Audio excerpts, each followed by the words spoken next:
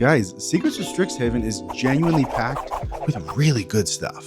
It has a shocking amount of top tier pieces, but today I'm going to show you the 13 best of the best cards from this set. And if you're looking for your next commander, I'll tell you who's going to be the most fun to build around. Let's do it.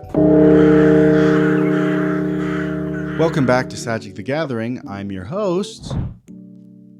We're back at Strixhaven, and frankly, better than ever. Suck it, Hogwarts. Picking the best cards from this set was weirdly really difficult. There are so many cards that easily could have been on this list, and I think time will tell what has staying power and what's just kind of a flash in the pan. But I've selected 13 of the very best, 8 of which are for the 99 of your commander decks, cards that I think are maybe staple worthy or borderline staple worthy and belong almost everywhere. The other 5 are new commanders that I think just seem the most fun to build from this set, one of which I'm currently building. So let's dive in. I gotta start out with this honorable mention because they actually probably are the most staple cards from this set, but they're maybe just not quite as flashy. They finally finished the Tango land cycle and gave us the new Turbulent land cycle, all of which have specific land subtypes that are fetchable and honestly go in every single commander deck and will moving forward. The Turbulent lands especially are a turn 3 untapped dual land. That is really good, and I really hope they get reprinted to high heaven because they belong in every deck you play. Starting off with number 8, the Paradigm cards are very, very good. 3 of them are especially worth your attention, the red, the green, and the black ones. They pack a ton of value upon initial cast, and then free repeatable value for the rest of the game. Yes, they're pretty easily telegraphed, and maybe you'll say they can be countered really easily, but I don't think that your opponents are going to counter your spells at the beginning of each of your upkeeps. And besides, there are a ton of commanders that care even just about the cast triggers that these will generate. But as far as which one is the very, very best, I might have to say Decorum Dissemination. Card draw like this every turn is really, really useful, but I think what puts this over the top is how flexible this thing can actually be. It's like Phyrexian Arena's big brother, but maybe just that much harder to interact with and remove. And because it does say target player, I think you can actually kind of use this as a political piece or even as a way to close out the game and just ping someone for 2 life and get that last player across the finish line into death. I was very close to saying Germination Practicum because it's undeniably valuable, even if it is a little bit boring. But I think about the amount of times that I have been boardless, and a card like that might not always be useful, where card draw is always going to be useful. Number 7, Erode. Erode almost didn't make this list for me, but once I started to look at the different ways that you can actually implement Erode, I started to realize how impactful this thing can actually be. So let's look at this. Let's say that your mentally deranged friend sends Kozilek at you, and you say, bam. Hi. You hit him with Erode, but to keep him from following you to your car, you say, here's a basic land, sorry for the troubles. But hey now, if your buddy's also trying to elk your commander with Oko, give him the Erode treatment. Here is where Erode actually becomes pretty viable. Because it is destroy and not exile, I want you to rethink of Erode as more of a ramp piece than a removal piece. You actually now get a pretty good white instant land tutor spell. And in an aristocrat deck, I feel like getting that benefit and potentially even getting to bring it back from the graveyard after doing that, this is a really solid piece. I think it's flexible, and I would consider running it over Path to Exile in a lot of instances. Number 6, Witherbloom the Balancer. I know what you're thinking. Why isn't this on the commander list? Well, don't hate me, but I do think this card is better in the 99 than it is in the command zone. I think it's better as fuel than it is as the fire itself. Let me explain. This card is phenomenal. In almost every deck, it's going to be a super cheap 5/5 flyer with Death Touch that's going to allow you to cast your instant sorceries for way less. It's a huge endgame piece that is going to make so many of your strategies sing. But that strategy needs to be a little clearer. And for me, I think the lack of clear strategy on Witherbloom is what holds it back for me from being in the command zone and instead pushes it really, really strongly into the 99. When it was first spoiled, I think I, like everyone else, was initially like, oh my gosh, I'm gonna build this. This is such a cool, unique design. But as I sat with it and I thought about it and I considered how to build it and I talked to other Magic players, I think I realized that this felt a little too vague and, dare I say, a little boring. An open-ended commander is good, but an open-ended commander that knows what it wants to do is better. Making itself and spells cheaper is really awesome. And in decks like Zarulf or Chatterfang or Zaxara or Necrobloom or Tevel, this thing is going to win you the game. It is an amazing launch pad for big turns in go-wide decks, as long as that deck knows what it wants to do. I guess we'll just have to see what this deck looks like when it's built en masse, right? Because I'm sure there's going to be so many deck builders who are going to make this thing super unique and super cool. But for now, I love him in the 99, maybe just not in the command zone. Number 5, Grave Researcher. Grave Researcher is kind of the perfect graveyard card. It has everything you could possibly want for a graveyard deck, right? Reanimate on a body on turn 3 is incredible. And the requirement to prepare him is so stupid easy for graveyard decks that you'll be casting a 1-mana recursion spell every single turn for the rest of the game. And even without the Surveil 1 ability, it would be an incredible card. But with the Surveil 1 ability, it just has everything you need built right into it. It's just this perfect way to filter and dump cards every turn. If you're running this card with all of the other graveyard pieces that you probably are, I think the only problem you're going to run into is keeping your graveyard full, because things are just going to be flying out of there with Grave Researcher. This one is a no-brainer for me. Number 4, Withering Curse. This card is the best thing that happened to life gain decks since these two MFs got together. A monocolored 3-mana board wipe that only requires you to gain a little bit of life is unheard of. And hey, if you don't want to gain life, congrats, you've got a perfect little token board wiper. Every single Frodo and Sam player is looking at this card like this right now. This card is just an auto-include in so many decks. I feel like Wizards keeps finding a way to power creep cards without actually power creeping them, and this is a great example of that. And you can be mad about it if you want, but while you're mad, you should probably put this in your decks.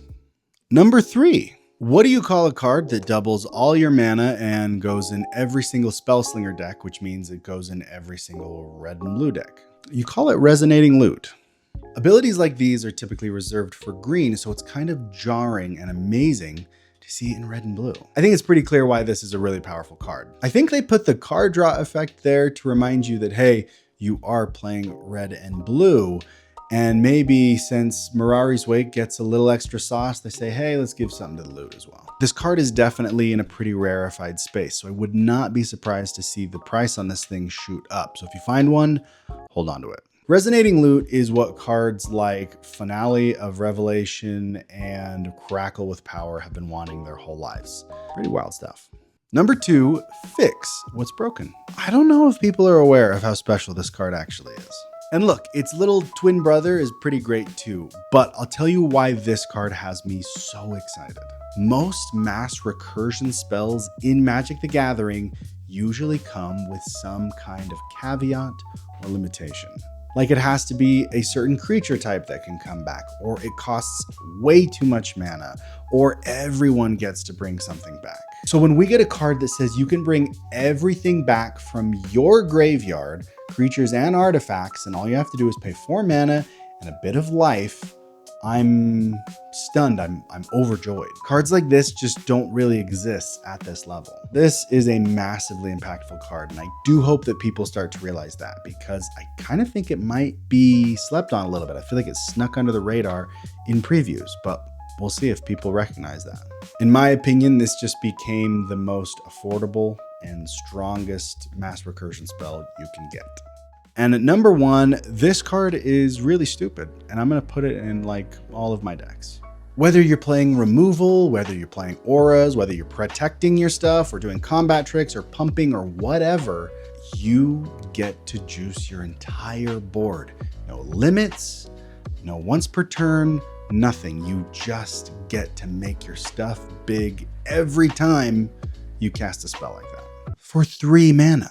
Even if you just cast like 1 or 2 spells on each of your turns, your board is going to become huge. Buffing your team is now the easiest thing ever, and you don't even have to target your own creatures. Control the board and watch your stuff become unstoppable. For me, I think this is the best card of the set. All right, now let's talk about the commanders. Number 5 is Nita, Forum Conciliator. This one is super weird. Like, by casting your opponent's spells, you can permanently buff your entire board.